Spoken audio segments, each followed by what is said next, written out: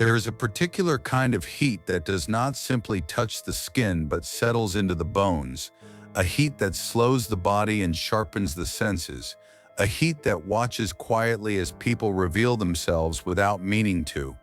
In this land, nothing feels accidental. The road stretches out not as a promise but as a test, bordered by dust, open sky, and the silent patience of the earth. Shops stand in plain sight, yet they conceal more than they show. Glass reflects faces, but behind those reflections live hunger, pride, longing, and decisions not yet spoken. Here desire does not announce itself loudly. It waits. It lingers in a glance held a moment too long, in a breath taken and not released, in the way silence presses closer when words would be easier. The air feels heavy with expectation, as if something unseen is already moving between people, arranging encounters, pulling lives toward one another without asking permission. This is a place where bodies often understand before minds do, where instinct steps forward while reason lags behind, trying to catch up. Nothing feels pure here, and nothing feels simple. Every smile carries an edge, every gesture carries weight, even laughter seems to pause, as though listening for what might come next. The land itself appears observant, calm, and unmoved, having seen such stories unfold before, knowing how quickly affection can turn into possession, how pride can harden into cruelty, how innocence can become currency. In this stillness, youth feels both powerful and fragile, full of confidence, yet unaware of how easily it can be shaped, claimed, or tested. Eyes meet not just to look, but to measure, to challenge, to promise something that may never be safely given. Tradition stands nearby, not loudly enforced, but firmly present, watching from doorways and shadows, reminding everyone that choices are never made alone. The past lingers like dust on skin, impossible to fully brush away, while the future waits just out of sight, neither kind nor cruel, simply inevitable. There is tension here, but it is quiet, almost polite, like a conversation that has not yet begun but already feels dangerous. One senses that once things start to move, they will not stop easily, that once desire finds its direction, it will demand a price, and so the moment stretches, held in sunlight and silence, balanced between what is known and what is about to be discovered. Nothing has happened yet, and yet everything feels ready to happen. At the center of Jamón Jamón are people who feel less like written figures and more like forces moving through a dry, watchful landscape. Sylvia is played by Penelope Cruz in her first major screen role. Her presence is quiet but impossible to ignore. She carries youth, beauty, and uncertainty together, not as decoration, but as tension. Sylvia is not introduced as someone who controls events, yet everything seems to bend slightly around her existence. She becomes a point of gravity rather than action, drawing attention, desire, and conflict without fully choosing it. Opposite her is Javier Bardem as José Luis. He enters the story with physical confidence and restlessness. His presence feels rooted in the body rather than thought, driven more by instinct than reflection. He represents appetite, pride, and the unexamined certainty of youth. His character does not explain himself. He moves forward, assuming the world will make room for him. Stefania Sindrelli appears as Conchita, a woman shaped by disappointment and sharpened by resentment. Her presence carries weight from the past. She watches closely, speaks carefully, and acts with intention. Conchita does not rush. She understands the rules of this world better than the younger characters and uses that understanding as a tool.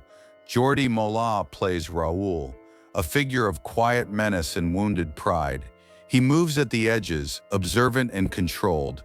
Where others act openly, he waits. His presence adds pressure, not through noise, but through restraint. He is part of the atmosphere rather than the center, yet his influence is felt long before it is understood. Jamón Jamón was released in 1992. The film was written and directed by Bigas Luna, a filmmaker known for exploring desire, masculinity, consumption, and Spanish identity through symbolic and physical imagery rather than explanation. The movie was produced by Ibero-Americana Films and MGM España, and it was shot in Spain, using the landscape not merely as a backdrop but as a silent participant. The setting is dry, open, and exposed, reinforcing the sense that nothing can remain hidden for long. The runtime is approximately 95 minutes, but the film does not feel concerned with time in a conventional sense. Moments stretch, silences matter, meaning is often suggested rather than stated. Jamón Jamón arrived at a moment when Spanish cinema was becoming more willing to confront physical desire, class tension, and cultural symbolism directly, without comfort or reassurance. The film does not explain its symbols. It presents them and allows the viewer to sit with them. This is not a story driven by plot mechanics. It is driven by presence, proximity, and pressure. The characters exist close to one another, emotionally and physically, and the film observes what happens when pride, longing, and tradition share the same space. The story begins in a dry, open region of Spain, where land and tradition feel older than the people who live upon them. Sylvia is a young woman working in a modest underwear factory. She lives simply, surrounded by routine and expectation. Her life appears quiet, almost ordinary, until it becomes known that she is pregnant. The father is José Luis, a young man who comes from a family of wealth and social standing. He works in his mother's business, a company tied to meat production, prosperity, and status. To him, the relationship feels natural, uncomplicated. To others, it is not. When José Luis's mother, Conchita, learns of the pregnancy, she does not see love or responsibility. She sees threat. Sylvia is poor, unprotected, and outside the boundaries Conchita has carefully built around her son's future. Conchita believes the child is a trap, a way to secure position and control. Rather than confronting the situation openly, she chooses manipulation. She decides the relationship must be broken quietly, efficiently, and without scandal. Conchita hires Raúl, a man connected to her past and shaped by rejection and resentment. He is instructed to seduce Sylvia, to make José Luis doubt her loyalty, and to collapse the relationship from within. Raúl approaches Sylvia slowly. He does not rush her. He listens. He watches. Over time, his presence begins to alter the balance around her.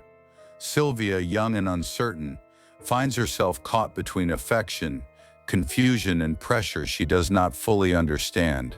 As Raúl moves closer to Sylvia, José Luis grows restless and insecure. His confidence begins to crack. He is not prepared for doubt, nor for the idea that he might lose control.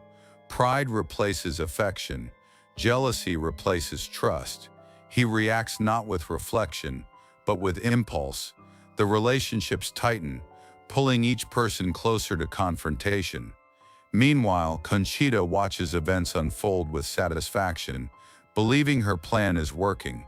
Yet the emotions she has set in motion refuse to remain contained. Raúl's involvement becomes more personal than intended. Desire turns complicated. What was meant to be manipulation becomes entanglement. The lines between intention and feeling blur. The tension escalates toward an inevitable collision. Masculinity, pride, class resentment, and desire clash in an open landscape that offers no shelter. The conflict reaches its peak in a violent confrontation between José Luis and Raúl. Stripped of subtlety and symbolism, reduced to physical force and wounded ego, the struggle ends in death, sudden and irreversible.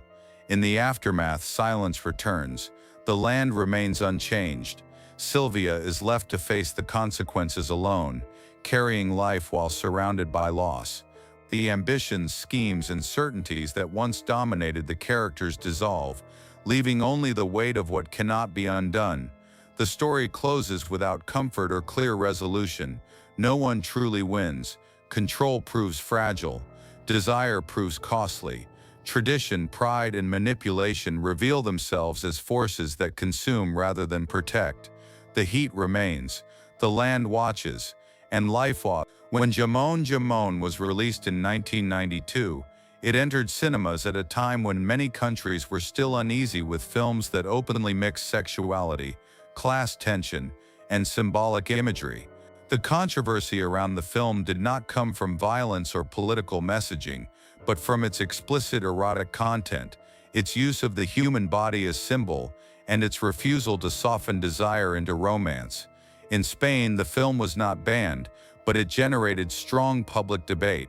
Some viewers and critics praised it as a bold exploration of Spanish identity, masculinity, and consumption. Others considered it provocative and uncomfortable, particularly because it linked sexuality with power, food, and commerce.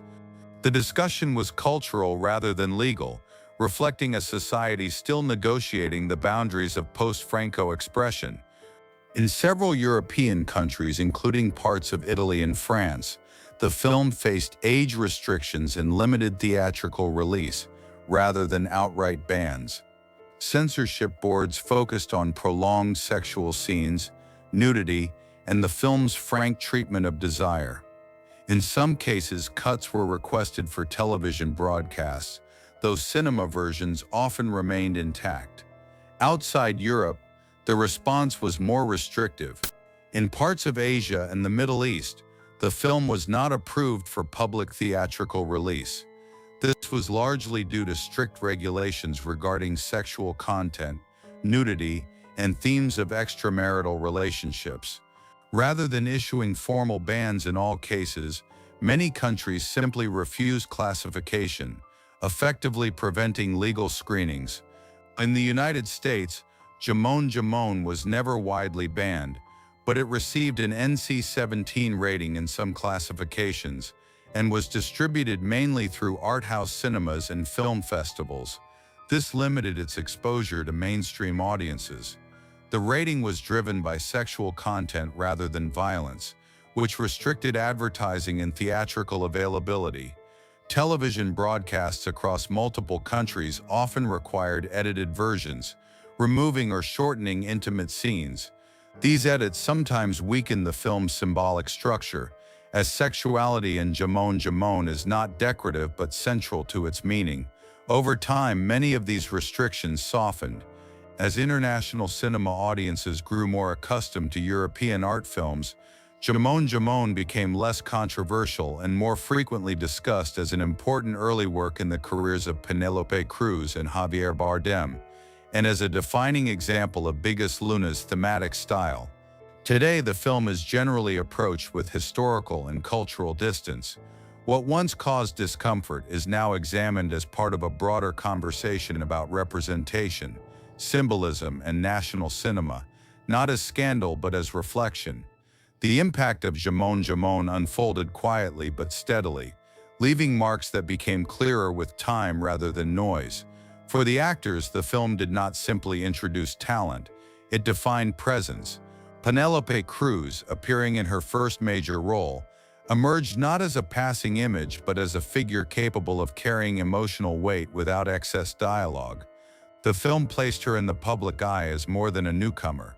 It marked the beginning of a career shaped by intensity, restraint, and physical awareness, qualities that later carried her far beyond Spanish cinema.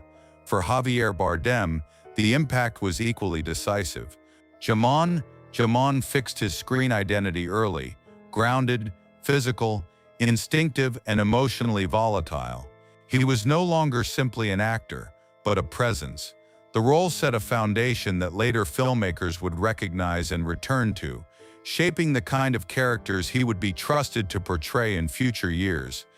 Jordi Mollà and Stefania Sandrelli also benefited from the film's attention, particularly in international art house circles, where the performances were discussed for their restraint and tension rather than scale. For audiences, the film left a divided but lasting impression. Some viewers felt discomfort, even rejection. Others felt recognition. What mattered was that the film refused neutrality. It asked viewers to sit with ambiguity, desire, and power without guidance. Over time, this approach earned respect. especially among audiences interested in cinema as observation rather than instruction.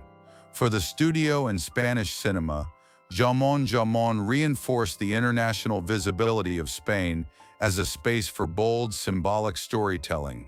It confirmed that films rooted deeply in local culture could still travel globally without dilution. This encouraged continued investment in director-driven projects that valued atmosphere and meaning over formula. In movie theaters, the film strengthened the role of art house cinemas and festivals. It was not a mass-market success, but it proved that audiences existed for challenging material. This helped sustain exhibition spaces willing to screen films that relied on mood and symbolism rather than spectacle.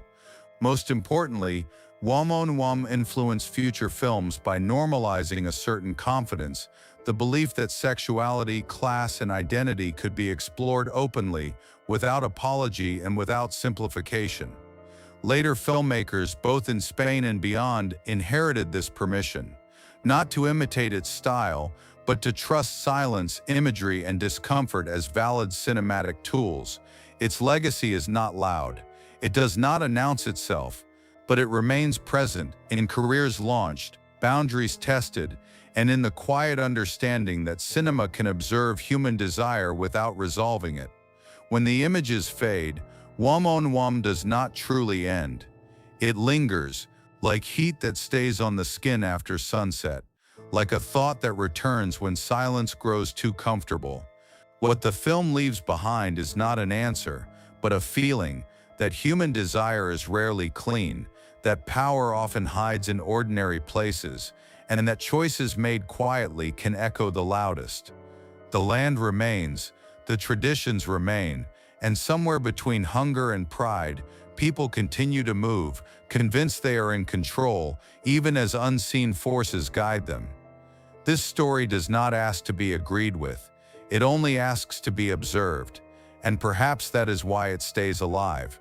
Because each time it is revisited, something new is noticed, a look missed before, a pause that now feels heavier, a silence that suddenly speaks. The film does not demand attention. It earns it slowly, patiently, trusting the viewer to meet it halfway. If you wish to continue exploring cinema that watches rather than explains, stories that unfold through atmosphere, restraint, and quiet tension, then stay with us. Subscribe, not for noise, but for films that leave traces, and for stories that do not end when the screen goes dark.